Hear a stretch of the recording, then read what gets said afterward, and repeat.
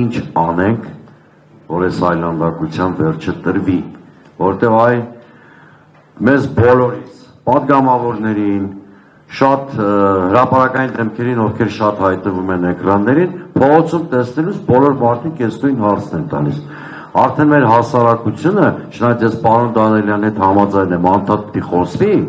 որտեղ դա էլ է շատ կարևոր է անդադ մարդկանց իրազեկելն ու բացատրելը։ Բայց մեր հասարակությունը ընդհանուր առմամբ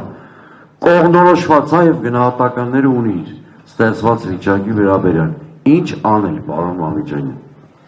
Իմ պատասխանը կարող է քիչ փիլիսոփայական թվալ, բայց դա իրականում այդպես չի։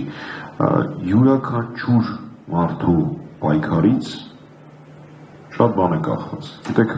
կաթիլը քար է ծակում։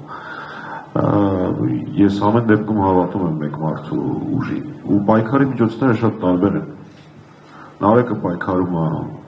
հացադուլով, մեր մյուս ընկերները, իրոք Խաչիկյանն եւ շատ ընկերների անուններ չէի նշել,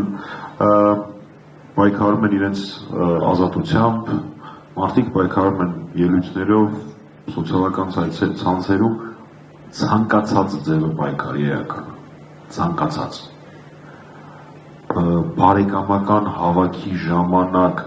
Փաշինյանական թեզերով մոլորված, մանիպուլյացիաներով մոլորված բարեկամին կամ ընկերոջը փաստերով ամեն ինչ ապացուցելը նույնպես պայքարի միջոց է։ Գուցե ինչ-որ մարդիկ լինեն, որ ասեն, որ ասածս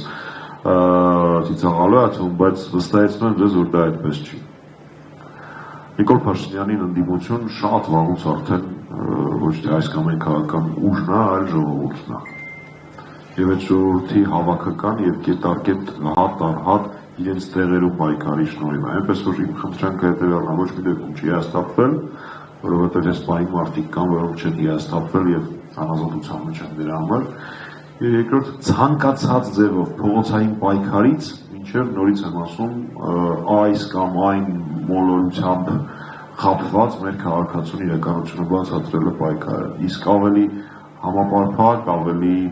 մեծաքանակ, ավելի մասսայական պայքարի հարթակներ երաշխավորում եմ ձեզ, որ առաջիկայում տեսանելի է լինելու։ Շնորհակալ եմ։